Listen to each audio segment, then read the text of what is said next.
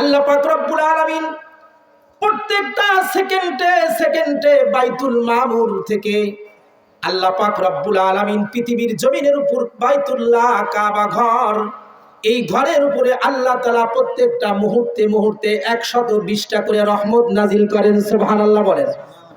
আল্লাহর পয়গম্বর বলেন সিত্তুনা লিত-তাইফিন, 120টা রহমতের ভিতরে 60টা রহমত আল্লাহ পাক রব্বুল আলামিন ওনাদেরকে দান করেন যারা আল্লাহর ঘর কাবা ঘর তওয়াফরত অবস্থায় থাকে।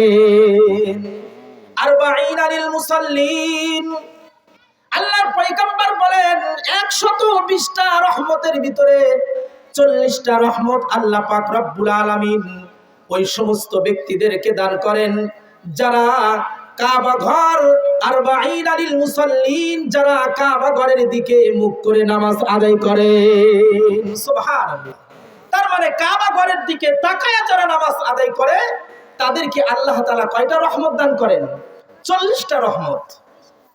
120টা রহমতের ভিতরে 60টা রহমত আল্লাহ তওয়াফকারীদেরকে দেন, আর 40টা রহমত আল্লাহ পাক রব্বুল আলামিন যারা কাবা ঘরের দিকে চেহারা ঘুরায়া নামাজ আদায় করেন তাদেরকে দেন।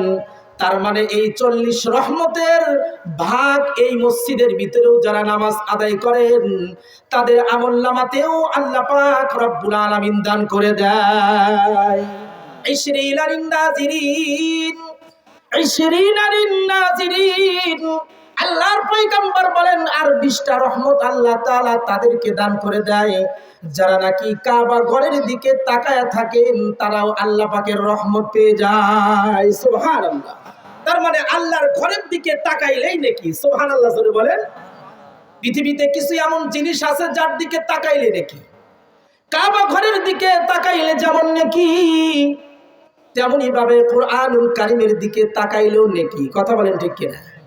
আল্লাহ পাক রব্বুল আলামিন পৃথিবীতে আপনার আমার জন্ম যাদের মাধ্যমে হয়েছে মা বাবার চেহারার দিকে তাকাইলেও নেকি। সুবহানাল্লাহ বলেন।